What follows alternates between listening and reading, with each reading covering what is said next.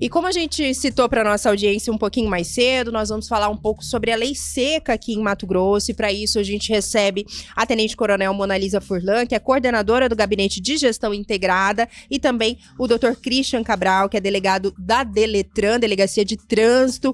Bom dia, começando pela Tenente Coronel Monalisa. Fica à vontade para dar um bom dia para nossa audiência. É um prazer recebê-la aqui na CBN mais uma vez. Bom dia a todos que estão nos ouvindo e nos assistindo, né? É uma grande satisfação poder estar aqui novamente, infelizmente falando sobre uma pauta que não é tão interessante para o nosso estado, né? E bom dia também ao Dr. Christian Cabral, ele pela primeira vez, né, Pedro Fanoc, nos fazendo companhia, mas também uma honra recebê-lo aqui. Dr. Christian, fica à vontade também para dar um bom dia aí para nossa audiência. Bom dia, Camila, bom dia, Pedro. Bom dia, Igor. Bom dia a vocês que nos ouvem e nos assistem aí através das mídias sociais. Como a Tenente Coronel Monalisa falou, né, é um tema bastante delicado, né, a gente fala aqui sobre esses números da Operação Lei Seca quase que diariamente, né, principalmente o Pedro, que entra aqui desde as 5 da manhã, trazendo já alguns destaques, operações, salvo engano, ontem, né, Pedro, mais uma realizada aqui na Avenida, na Estrada do Moinho, no final de semana, e números recorrentes, né, Tenente Coronel, em relação principalmente a essa combinação de álcool e direção. Eu queria que nesse primeiro momento a senhora explicasse para a gente novamente, né, brevemente, como é que funciona aí a atuação do Gabinete de Gestão Integrada e quais que são os principais desafios enfrentados aí pelas equipes nessas operações da Lei Seca aqui em Mato Grosso.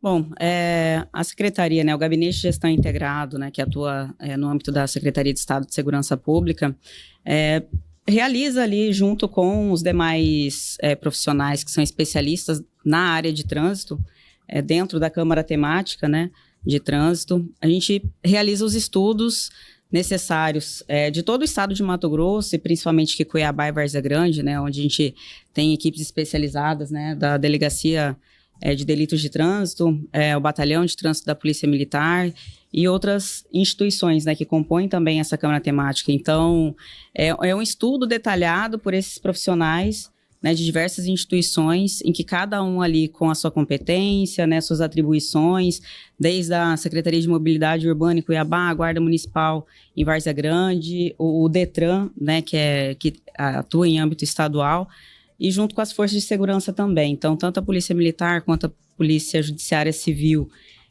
com apoio também de outras instituições, a gente realiza esses estudos técnicos, né, para identificar quais os pontos em que a gente deve focar nossos esforços, né, e ao longo de 11 anos, né, inclusive agora nesse mês de fevereiro, estamos completando 11 anos dessa operação integrada, né, ao longo do tempo a gente vem fortalecendo essa operação e todos esses trabalhos, mas já são 11 anos trabalhando nessa frente, né, e agora a gente também, diante, né, desses estudos técnicos, visualizamos que também existem outras situações, além da embriaguez ao volante, que a gente também precisa fazer um enfrentamento bastante intenso, né? Então, é dessa forma que a gente busca essa redução, né, esse trabalho mais direcionado a questões de trânsito e a redução da violência no trânsito. E já dá para antecipar, se me permite, Pedro, só emendando aqui um pouquinho na resposta, para além dessa questão da embriaguez, né? A senhora falou que já tem algumas outras preocupações que acabam saltando os olhos também, né, dos envolvidos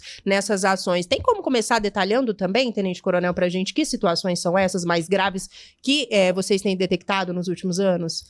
Em um contexto mais amplo, a gente pode citar algumas, especialmente aí envolvendo motociclistas, né? Até o delegado Christian fez um estudo detalhado, né? Especialmente das mortes no trânsito, né? Na região Cuiabá e Várzea Grande, fazendo um recorte aí de todo o estado, mas a gente percebe que esses dados, né? Essa conduta vem em todo o estado. Então, envolvendo motociclistas, e grande parte significativa desses motociclistas não possuem habilitação, ou seja, não tem condições mínimas técnicas, né, de estarem atuando no trânsito, né, da cidade. Uhum. Enfim, é uma situação que a gente, enquanto poder público, a gente precisa realmente enfrentar essa causa. E hoje a gente não tem mais nem desculpa nesse sentido, né? A gente tem um programa do governo do estado do Mato Grosso, juntamente com a CETASC, né, que é a CNH Social. Então, eventualmente, né, aquelas pessoas que não têm condições financeiras de buscar, né, essa formação técnica, né, que é a habilitação para dirigir um veículo automotor.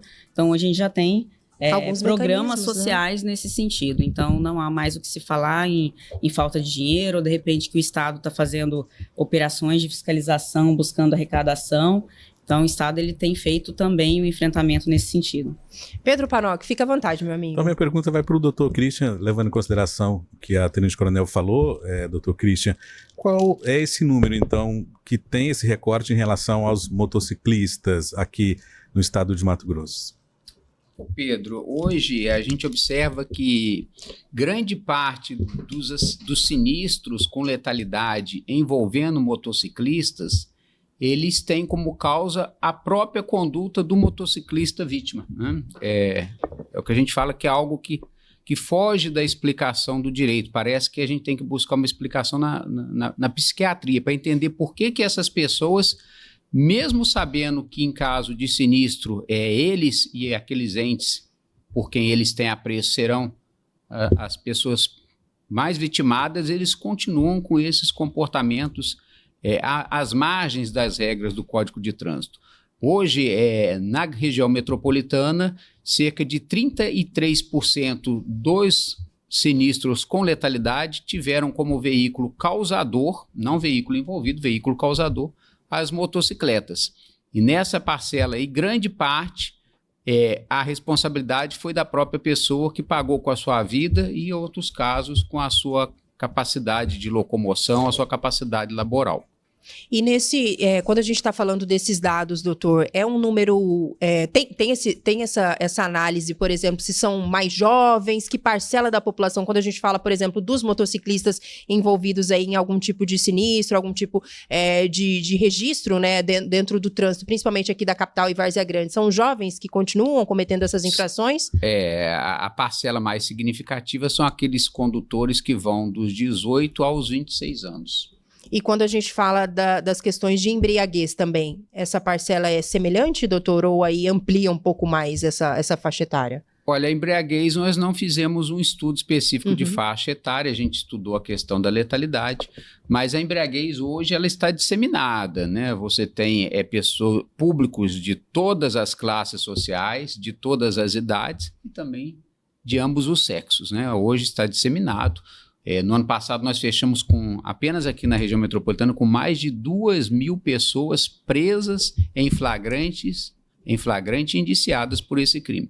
Infelizmente, não é o nosso propósito ter esse número alto, mas o que nós observamos é que entra ano e sai ano e esse número não reduz, porque as pessoas estão tendo dificuldade de amoldar seus comportamentos aos ditames da lei. Mas, felizmente, uma coisa nós temos conseguido fazer, os números mostram isso.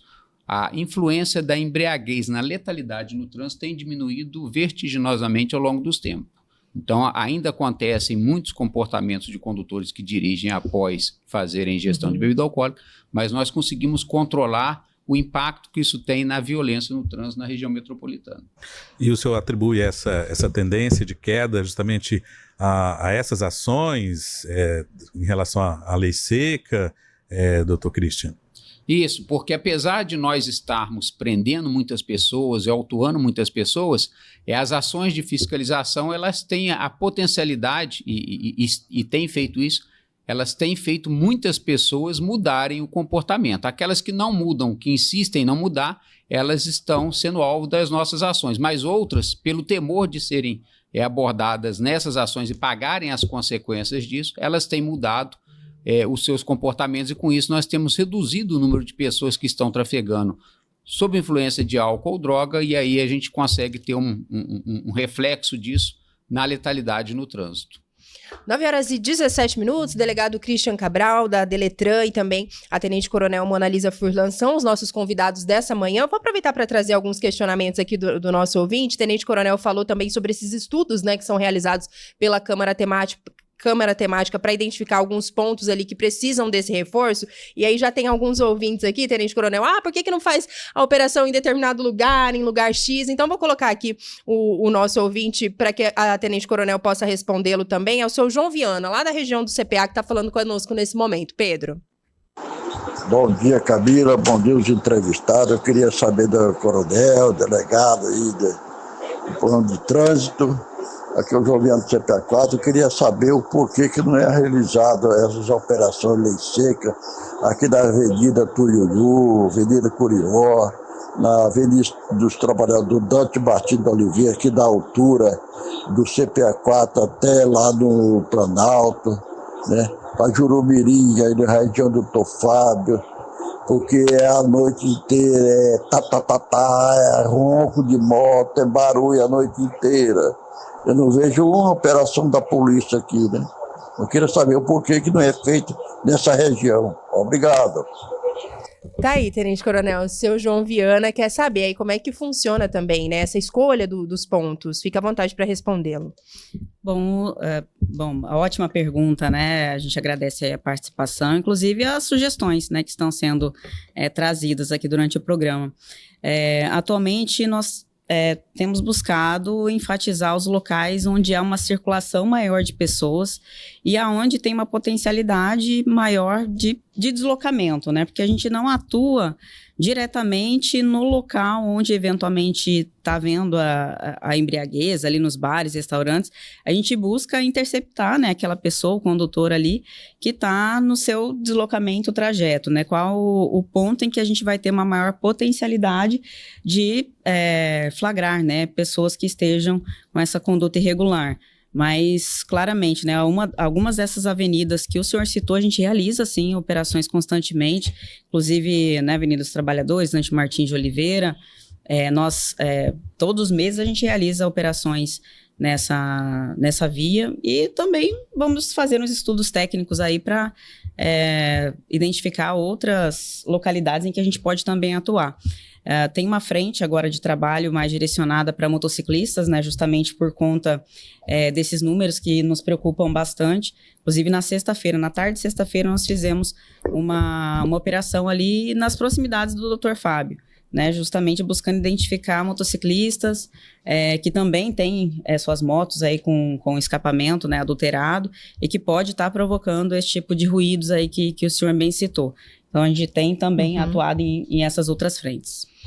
Dr. Christian, o Evandro também, ele traz um questionamento aqui, que ele diz que sempre acompanha, estou tentando resumir aqui, que ele trouxe um textinho um pouquinho mais longo, mas ele diz que sempre acompanha, né, alguns números que a imprensa, como uma forma geral, acaba divulgando em relação a pessoas presas, né, que passaram ali pelo teste do bafômetro e situações em que há a recusa ao teste. Ele queria saber qual é a diferença, a que tipo de penalidades, né, estão sujeitos tanto os motoristas que são flagrados, que realizam testes são flagrados, quanto aqueles que se recusam, como é que funciona, em que casos cabe a recusa, enfim, ele pede para o senhor explicar um pouquinho aí esse sistema. É o Evandro que está na nossa sintonia. Muito bom, Evandro. É bacana a pergunta, porque nós podemos agora desmistificar algo envolvendo a realização do teste do etilômetro. As pessoas entendem que o teste do etilômetro ele vem para causar prejuízo, para permitir que as pessoas sejam autuadas e presas. Na verdade, o teste do etilômetro é uma prova técnica que permite aferir com precisão se a pessoa está ou não sob influência de álcool e, em caso positivo, com que concentração de álcool essa pessoa está. Isso é extremamente relevante, porque até 0,04 no teste do etilômetro a pessoa não sofre nem reflexo administrativo, nem reflexo criminal. Não é que existe tolerabilidade ao consumo de álcool e direção. É que o equipamento, por ser um equipamento técnico, ele possui essa margem de erro. Então, se a pessoa fica nessa margem, ela não tem qualquer reflexo. Do 0,04 ao 0,33, a pessoa fica sujeita à multa administrativa do artigo 65 do Código de Trânsito. Ela vai receber 7 pontos no seu prontuário, vai pagar aí uma multa de R$ 2.934,70 e vai ficar sujeito a uma pena administrativa de 12 meses com seu direito de dirigir suspenso. Se o resultado do teste passar de 0,34, daí para frente, ele, além dessas consequências administrativas, ele vai ficar sujeito a responder pelo crime do artigo 306. Uma pena que vai aí até 3 anos, ele vai ser preso em flagrante neste momento que for detectada a situação. Ah, mas eu posso me recusar? Pode se recusar a fazer o teste. O que acontece quando o condutor recusa fazer o teste? Ele já sofre de imediato as mesmas consequências daquele condutor que realiza o teste e dá resultado igual ou superior a 0,04. Então, os reflexos administrativos, a multa, a suspensão do direito de dirigir por 12 meses e os 7 pontos já vem na bagagem. E aí ele transfere para aquele agente de segurança que o está abordando o dever de atestar num documento previsto na Resolução 432 de 2013 do CONTRAN, se esse condutor, se esse motorista possui algum sinal indicativo dele estar com a sua capacidade psicomotora alterada. Se o agente público constatar a presença de 2 ou mais sinais, a pessoa também fica presa como se tivesse feito o teste do etilômetro e dado um resultado igual ou superior a 0,34. Então, na verdade, o ideal é que o condutor nunca pague o risco de conduzir seu veículo após consumir a bebida alcoólica, mas quando ele assim o fizer, eu aconselho a fazer o teste, porque matematicamente ele tem mais possibilidade de não ser penalizado do que se ele recusar, porque se ele recusar, a penalidade administrativa já vem imediata e a criminal é 50% de chance de ser preso ou não, fica a critério do agente que está fazendo a abordagem. E existe, doutor Christian, ali um percentual muito grande de motoristas que tenta recorrer dessas situações relativas ali à embriaguez ao volante? Tem algum argumento comum? A gente já teve alguns casos emblemáticos aqui na capital, né? A pessoa falando, comi determinado alimento, fiz o uso de enxuagão antibucal, enfim, algumas situações dessa natureza. Isso ainda é comum? É muito alto o número de pessoas que tenta recorrer dessas penalidades aqui ou não? Como dizem, né? O choro é livre, mas na verdade o que acontece? Essas substâncias e produtos que a pessoa usa, mas que contém álcool na fórmula, mas que não é a ingestão direta do álcool, elas ficam aqui na região bucal, né? E aí, com cerca de 10 a 15 minutos após a utilização dessa substância, elas desaparecem. Então, se a pessoa fizer um teste no intervalo menor que 15 minutos, ela vai aparecer numa concentração muito alta, mas logo na sequência ela desaparece. Quando a pessoa ingere a bebida alcoólica, aí você pode demorar 10, 15, 20, 30 minutos, que ainda vai acusar durante a realização do teste. Fora isso, como foi dito já, o etilômetro é um equipamento técnico, ele passa por processo de aferição anual, e como os radares e outros equipamentos aí eletrônicos de segurança, ele não tem qualquer possibilidade de gerar erro. Perfeito. Pedro Panoc, 9h25, a gente segue o nosso bate-papo, daqui a pouquinho tem mais questionamentos do nosso ouvinte aí no nosso grupo, tem bastante gente questionando aqui, e tem uma curiosidade aleatória, antes do Pedro Panoc seguir, o Adriano tá perguntando se o senhor é goiano, doutor Christian, diz que o delegado é goiano, comedor de piqui, aqui o povo quer saber de lei seca. Eu sou mineiro. Tá quase lá, Adriano, manda a tua pergunta aí também. Pedro, fica à vontade. Obrigado, Camila. A minha pergunta vem para os dois, eu acho que gostaria que cada um respondesse aqui. A gente tem falado muito de conscientização, né? A Tenente Coronel, agora há pouco, comentou, né, dessa importância de que tem um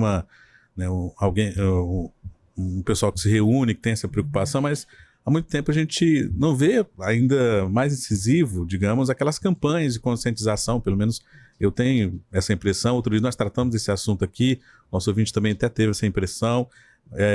Ele falou até que não crê mais nessa conscientização, nessa digamos, propaganda de conscientização da população sobre os riscos dessa combinação entre álcool e direção, ou mesmo dirigir sem CNH. Qual a importância, na visão dos senhores, da gente trabalhar ainda mais essa questão da educação, da conscientização da população?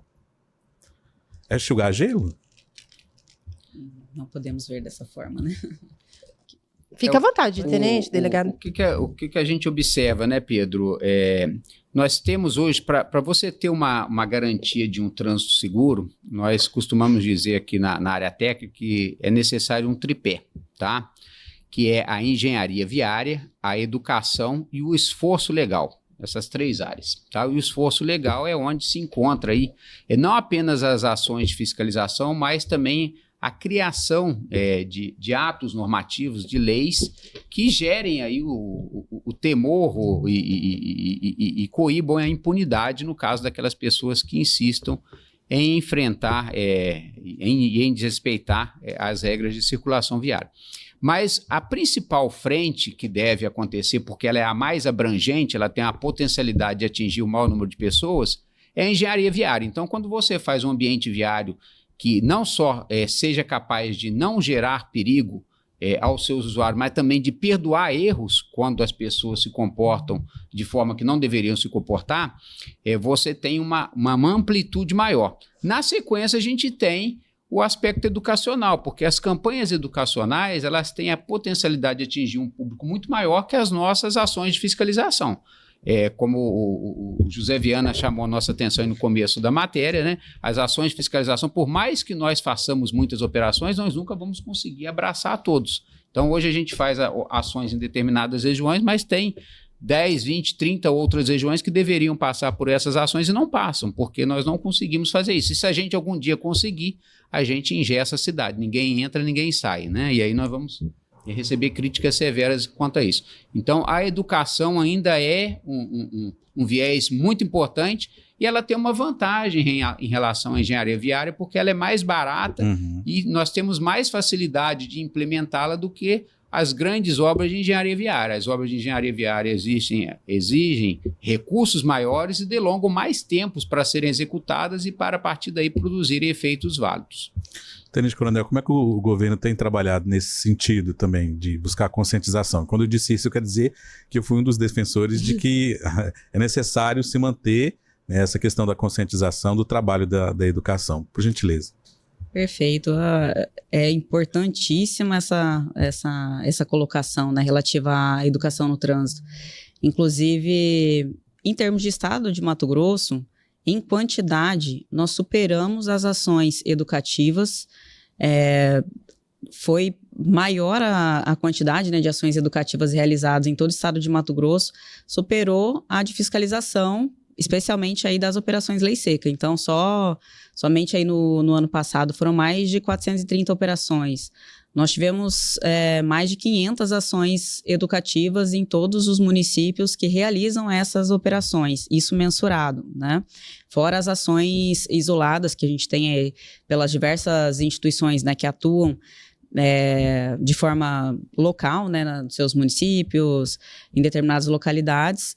Essas ações educativas elas são coordenadas pelo Detran, né, tem uma coordenadoria de educação para o trânsito dentro do Detran, e em cada município em que nós realizamos as operações Lei Seca, são realizadas também ações educativas. Uma que tem uma visibilidade muito interessante é o Amigo da Rodada, em que nós vamos com todos os profissionais que atuam também na fiscalização. A gente vai em bares, restaurantes, fazemos ali aquele momento de descontração, né, em que são levados também equipamentos de etilômetro, em que as pessoas que eventualmente, né, já ingeriram bebida alcoólica, podem ali fazer o teste do etilômetro como se fosse flagrado, né, em uma operação, e mensurar ali qual o teor alcoólico que seria identificado no momento do teste, caso fosse abordado em uma blitz. Né? Então, eu vou precisar interrompê-la rapidinho por conta da nossa pausa obrigatória para a rede, mas a gente volta ainda tratando desse assunto. Desculpa interromper, mas é bem rápido. Eu tô aqui na CBN Cuiabá, amanhã de segunda-feira, iniciando a nossa semana aqui com o nosso jornal, tratando de uma pauta importante, um assunto delicado, né, mas que merece ser discutido sempre por aqui, que são as ações relativas aí à Operação Lei Seca em Mato Grosso. E para isso a gente está recebendo nessa manhã a Tenente Coronel Monalisa Furlan, que é coordenadora do Gabinete de Gestão Integrada, e também o delegado Christian Cabral, da Delegacia de Trânsito, tratando de alguns números importantes, né, algumas iniciativas que merecem ser ressaltadas aqui sempre que possível, para além desses números que a gente traz aqui, né, Pedro, em relação às operações. Tenente Coronel, a gente precisa fazer aquele intervalo, e fique à vontade, né, a senhora respondendo até um questionamento do Pedro sobre essas questões da conscientização, das ações que são realizadas. A senhora falava dessas ações educativas, citava como exemplo ali o Amigo da Rodada, que é uma atuação que acontece ali nos bares, enfim, para conscientizar, escolher ali um amigo, né, que não tenha feito o consumo de álcool, enfim, para ser o motorista da rodada ali. Tem mais algum detalhe em relação a essas ações educativas que a senhora queira acrescentar? Fique à vontade. Sim, várias. Fique à vontade. Voltando, né, a ação educativa Amigo da Rodada, ela é bastante, eu posso dizer até carismática, assim. As pessoas ali no momento de descontração, né, faz aquela brincadeira e ali essas pessoas podem visualizar o quanto que, de repente, né, poderia ser ali aferido no momento de um teste. Então, ali a gente tem uma visibilidade bastante positiva, mas infelizmente ainda é local. A gente até estava comentando aqui no momento do intervalo, né? Infelizmente as ações educativas, elas não têm a mesma repercussão que uma ação de fiscalização tem. A gente até, durante, né, as ações de fiscalização, às vezes somos surpreendidos aí por algum vídeo, né, que colegas, um encaminha para o outro e acaba chegando até nós, repercutindo, né? Às vezes um querendo avisar o outro aí de uma operação que está sendo realizada de fiscalização. Infelizmente, a gente não tem essa mesma divulgação dessas ações educativas. Mas, além do Amigo da Rodada, a gente realiza também palestras, né, tanto em escolas quanto em empresas, né, de transporte, buscando o nosso público-alvo, que são os motoristas, né, seja de veículos automotores, motocicletas, ônibus, caminhões. Então, a gente busca realmente fazer ações direcionadas a esse público em geral. Temos períodos, né, em que essas ações são mais intensas. Então, durante o mês de maio, né, temos o Maio Amarelo. Em setembro, a gente tem a Semana Nacional do Trânsito. E, de forma local, também tem algumas datas que são por meio de lei, né, que são definidas aí períodos em que as escolas também atuam nessas ações educativas. E como eu disse anteriormente, né, todos os municípios que realizam a operação estão constantemente realizando também essas ações educativas, porque o nosso foco não é a parte de fiscalização em si, né? Essa imagem que às vezes temos, infelizmente, mas é a conscientização como um todo, seja ela pela fiscalização, que deve ser feito, como o delegado Christian disse anteriormente aqui, são esses 3 pilares que são necessários. Então, além da fiscalização, essas ações educativas também. Professor Luciano está mandando aqui um alô para o Dr. Christian, também para a Tenente Coronel Mona Lisa, está falando aqui, excelente pauta para que a gente comece aqui essa semana. Dr. Christian, uma pergunta aqui, antes da gente tratar de um outro tema interessante também, mas o Jacques está perguntando aqui se o senhor pode falar em relação, pergunte ao doutor, quanto àqueles que dirigem sob efeito de drogas, são as mesmas penalidades previstas para aquele condutor embriagado? E aproveitando esse gancho também, queria que o senhor falasse dessa combinação álcool, droga também com medicamentos, que também é algo que o motorista precisa se atentar, né, doutor? Isso, muito, muito bom. O crime e a infração não de conduzir sob efeito de álcool ou de droga, de conduzir o veículo com a capacidade psicomotora alterada. E a alteração da capacidade psicomotora, ela pode se dar pelo consumo de álcool, pelo consumo de droga, que a gente fala aí que são aquelas substâncias de uso não permitido, mas também daquelas drogas lícitas, né? A gente falou das drogas ilícitas, tem as lícitas, que são aqueles medicamentos que as pessoas às vezes fazem uso regular, com prescrição médica ou sem prescrição médica, mas que quando você vai ler lá na bula, tá lá assim, ó, afeta a capacidade de dirigir, não é recomendável a condução de veículos. Todas essas situações afetam a capacidade psicomotora da pessoa. O trânsito, ele é dinâmico, né? Como é que funciona? A pessoa recebe constantemente informações e ela tem que analisar essas informações e tomar decisões. Enquanto maior a velocidade, menor o tempo que a pessoa tem para tomar essas decisões. Enquanto maior a sua concentração, melhor as decisões que ela vai tomar. Quando ela está com a capacidade psicomotora alterada, ela não consegue tomar essas decisões de forma assertiva e numa velocidade que permite evitar situações de risco e de perigo. Então, por isso que a legislação reprime aquele condutor que não está no pleno gozo da sua capacidade psicomotora. E a Camila chamou a atenção para uma combinação bombástica.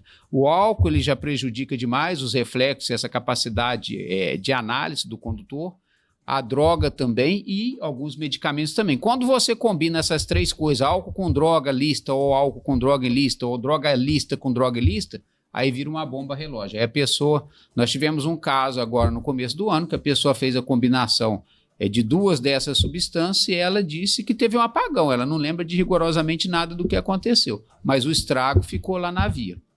Perfeito, 9h43. Tem um questionamento aqui do Júnior, também do Parque Cuiabá. Pedro, você quer trazer aí pra gente? Posso seguir por aqui? Fica à vontade. Seguir. Pode seguir?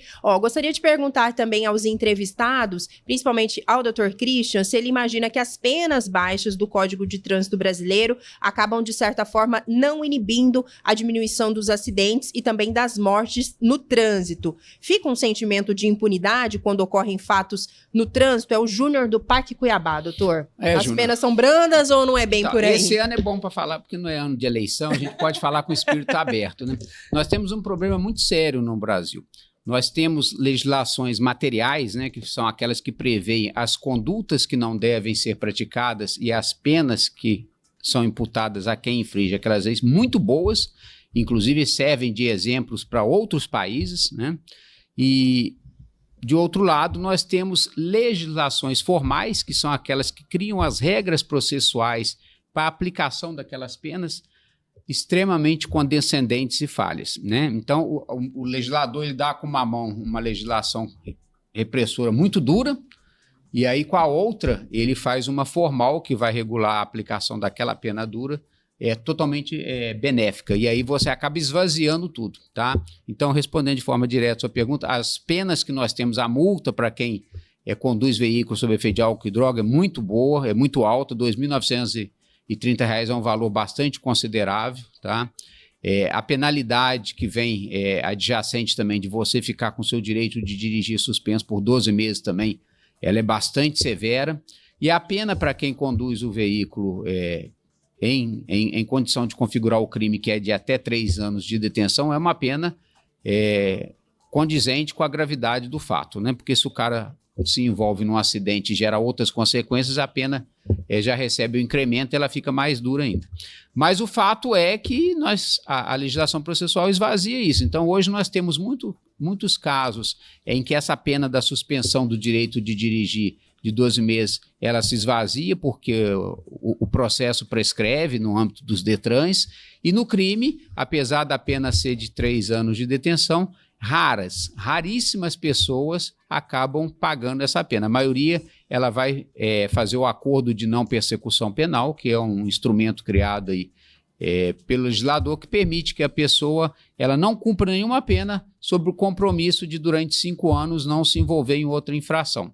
E aí nós temos também a questão da prescrição, porque os processos são morosos e aí a pessoa não faz nenhuma coisa nem outra. Então, nós temos que mudar a forma com que essas penas elas sejam efetivadas no nosso país, seja no âmbito administrativo, seja no criminal. Porque hoje é muito bonito você ler, é coisa bacana para se apreciar e se vender no mundo, mas na realidade poucas pessoas experimentam a consequência. Eu duvido que vocês que estão nos escutando aí agora consigam completar uma mão com o nome de pessoas que vocês conhecem, que praticaram infrações de trânsito e hoje estão com seu direito de dirigir suspenso, estão de fato impedidas de circular. Mas a lei está lá cheia dessas penas. À vontade, meu amigo. Obrigado, Camila. Tenente Coronel Mona Lisa até chegou a mencionar o que eu vou fazer aqui em termos de pergunta, e que é também questionamentos que a gente recebe sempre quando a gente trata desse assunto, questão do trânsito, o quanto isso também impacta e provoca, de certa forma, gasto do erário com relação aos acidentes, né? O Dr. Christian até no início mencionou essa questão dos motociclistas, que tem um volume também de acidentes envolvendo especificamente, né, esse tipo de condutor. Como é que a senhora tem acompanhado aqui em Cuiabá, no estado como um todo, esses números? De fato, eles são muito grandes, isso impacta muito efetivamente a questão da saúde pública, Tenente Coronel? Na verdade, o acidente de trânsito em si, ele impacta em diversas frentes e em diversas áreas, né? Então, o recorte que a gente faz, que tem uma mensuração maior, né, de impacto negativo, né? A gente pode assim dizer, em relação à saúde pública, né? A gente tem aí aproximadamente, eu falo nível Brasil, né? Mais de 10 mil internações, né? Em todo por ano, em todo o sistema público. E somados 2022, 2023, tivemos um estudo em que impactou em aproximadamente 36 milhões no orçamento público. Esse recorte a gente traz para o estado de Mato Grosso, né, em relação a esse enfrentamento que a gente vem fazendo em diversos municípios, até porque a Operação Lei Seca, ela depende de uma parceria com o município, né, para que a gente consiga fazer esse trabalho de forma integrada e realmente alcançar os resultados que a gente busca, né, a efetividade ali da operação. Então, em alguns desses municípios que nós realizamos a Operação Lei Seca e essas ações educativas, houve um impacto positivo, né, de redução no número de internações em até 30% em alguns desses municípios. Nós tivemos um retorno, né, do Poder Público Municipal, e esse é um dado que a gente vem até porque, como dissemos aqui anteriormente, né, às vezes aquelas ações de fiscalização, elas não têm um impacto positivo perante a sociedade, né? Vislumbra-se que busca arrecadação, enfim, aquelas questões todas. E, às vezes, o poder público municipal acaba se sentindo meio... eu não quero ter uma atuação dessa de fiscalização no meu município, porque senão as pessoas, né, vão achar que eu que estou... O prefeito, né, no caso, o poder público municipal, que ele que está ali causando, né, dando transtornos para a população. Quando, na verdade, né, se a gente pensar isso, né? É terrível a gente pensar isso. Porque a ação de fiscalização, ela é única e exclusivamente para identificar aquelas pessoas que estão circulando de forma irregular. Então, quem não está irregular, né, quem está com a sua documentação, habilitação, documentação veicular em dia e assim, não fazendo ingestão de bebida alcoólica, né, não tendo condutas erradas, ela não vai sofrer qualquer penalidade. Então, é uma visão equivocada que se tem, né, das ações. Então, a gente percebe assim, que aqueles municípios, né, em que houve essa parceria, a gente conseguiu uma redução até maior do que 30%. Chegou em um município de 34% e estamos fazendo um estudo pormenorizado nos demais.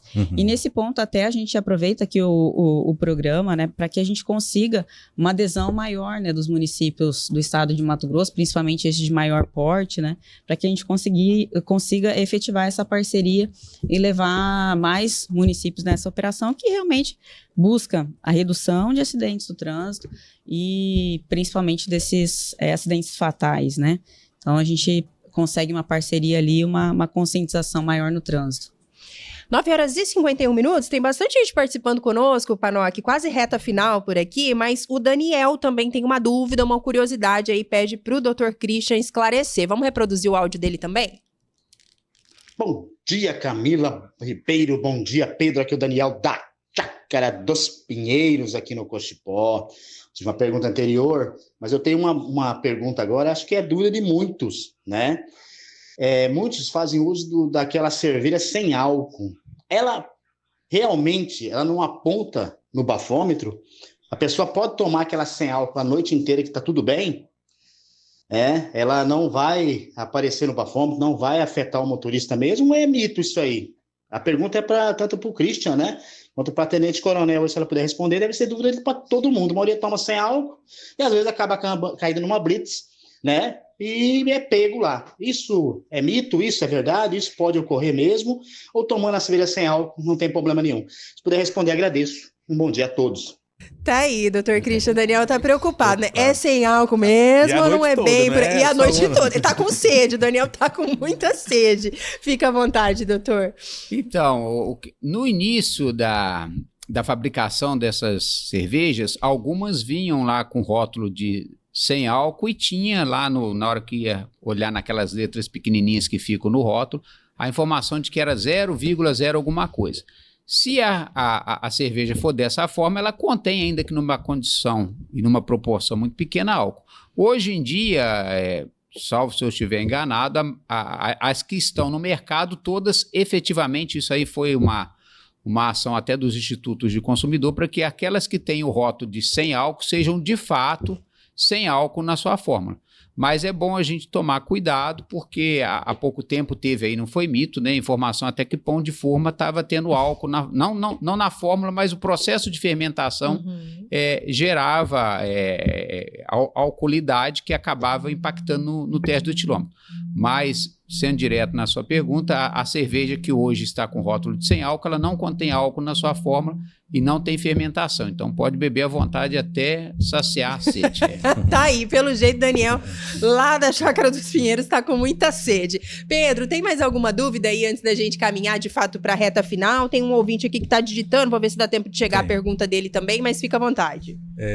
Doutor, é o seguinte, que percentual de motoristas recorre das autuações, e que tipo de argumento, assim, o senhor tem escutado mais comum ali, qual seja a imprudência? É essa aí tomei só umas 2 cervejas, mas estava sem álcool, doutor. Quais os argumentos assim mais estranhos que o senhor já acompanhou? As pessoas buscam justificar que consumiram muito menos do que de fato consumiram, então elas sempre fazem um processo de redução, às vezes bebe 2 caixas de cerveja e fala que bebeu 2 latas ou 2 copos. Já é o resultado das 2 caixas. Ela se dissolve no tempo. E a outra argumentação é que fez o consumo em momento muito anterior da abordagem, que aí acreditava que não teria impacto. E isso aí é um recado importante para o ouvinte, né? O álcool, ele não tem uma fórmula matemática de como ele vai agir no organismo humano. De cada pessoa para cada pessoa, ele vai agir de uma forma diferente. Isso aí está ligado à habitualidade com que a pessoa faz consumo, o que ela consumiu junto com o álcool ou não, se ela estava de estômago vazio, se não estava, o peso, se a pessoa tem um peso maior, ou ela é mais magrinha, mais levinha, condições psicológicas também. Então, tudo isso vai somar nesse processo aí para gerar os reflexos que o consumo da substância vai ter no comportamento dessa pessoa. Então, é importante que cada um conheça os seus limites e, a partir desse momento, comece a regular o seu comportamento de acordo com esses limites. Mas nós não temos uma fórmula matemática. Se eu beber um copo de cerveja agora, daqui a quanto tempo eu posso fazer um teste e vai dar 0? Não sei, você vai ter que descobrir. O ideal é que você não descubra passando por uma ação de fiscalização de trânsito. O nosso ouvinte aqui também, o Júlio, ele está perguntando assim, 1 taça de vinho, doutor, já barra na Blitz? O ideal é não beber nada, né, doutor? É o que a gente falou no começo. Não existe tolerância ao consumo de álcool e direção no nosso país. Existem vários lugares no mundo em que há uma tolerância. No nosso é 0. O equipamento ele tem uma margem ali que vai até o 0,03, mas isso aí é a margem de erro do equipamento. Não significa. Qualquer um golinho que você tomar, ele vai acusar no teste e vai te gerar os reflexos administrativos e criminais. Muito bem, 9h56, queria que nessa reta final, Tenente Coronel Monalisa Furlan, também Dr. Christian, ficassem à vontade aí para tratar de algum ponto que a gente não tenha abordado ao longo desse bate-papo, deixar uma mensagem, né, também reforçando essa questão da conscientização. Fiquem à vontade para tratar aí de algum tema que a gente não tenha abordado ou também reforçar aí esse lembrete para nossa audiência. A coronel foi cavaleira aqui, ela pediu para mim falar primeiro. Fica à vontade, então, doutor. Camila, Pedro, a gente tem observado aí que um dos períodos de maior violência no trânsito, na nossa história aqui em Mato Grosso, e isso aí é um recorte do país inteiro, é o período do carnaval que nós estamos nos aproximando. Delicado, né, tá? Doutor? Nós estamos há algumas semanas do carnaval e eu acredito que a maioria das pessoas que nos escutam já fizeram seus planos para esse período. Alguns gostam de sair em blocos, outros gostam de viajar, outros procuram descansar, até quem usa o período para buscar um retiro espiritual e melhorar a sua espiritualidade. E nós também, da Segurança Pública, aqui sob o comando da Tenente Coronel Monalisa, nós também temos os nossos planos para esse período. Na verdade, infelizmente ou felizmente, esse é o período que nós da Segurança Pública mais trabalhamos, é o feriado que nós mais trabalhamos. Mas o maior desejo que nós temos para esse período é que vocês, independente das escolhas que fizerem, possam terminar o período de folia sem estarem fantasiados ou com a fantasia de prisioneiro ou com a fantasia de defunto, tá? Então, façam suas escolhas com responsabilidade, divirtam-se com segurança, mas lembrem-se de não colocar em risco nem a integridade de vocês, nem das demais pessoas que estarão se divertindo e usando o ambiente viário nesse período.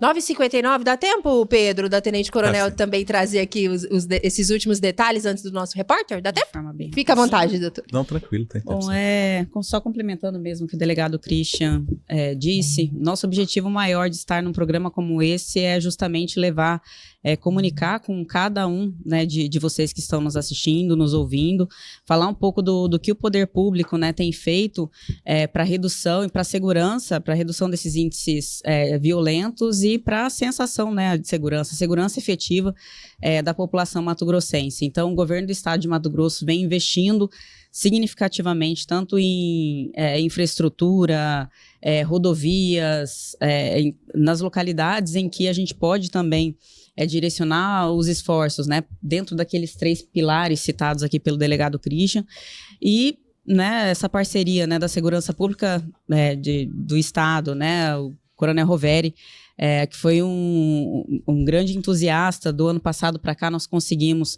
intensificar essas ações junto aos municípios, né, que celebraram essa parceria. Então, somente de forma conjunta, nós vamos conseguir, né, o poder público e também a população, somente com essa parceria, essa preocupação, essa responsabilidade, a gente vai conseguir realmente, né, efetivamente, a redução, né, da violência no trânsito, porque o trânsito somos todos nós, né, depende de cada um de nós essa conduta regular e essa preocupação com o outro. Então, esse é o nosso recado. Muito obrigada a todos e, como o delegado Christian disse, agora no Carnaval, né, a preocupação é redobrada e a gente vai trabalhar de forma intensa para que seja um Carnaval bastante tranquilo. Nós que agradecemos, Tenente Coronel Monalisa, também o Dr. Christian Cabral, e só antes de seguir aqui para o repórter, o Oséias Nascimento está fazendo um pedido aqui aos nossos entrevistados para fazerem propaganda para nós. Se beber, chama um motorista de aplicativo. Fica aqui um pedido também do Oséias Nascimento, ele que é nosso ouvinte fiel aqui, está coberto de razão, né? Se beber, ou reserva aí o amigo da rodada, ou então aciona aí um motorista de aplicativo para garantir, né, a segurança tua e de todo mundo que a gente compartilha o trânsito. Agora sim, a gente faz um intervalo, já já a gente está de volta.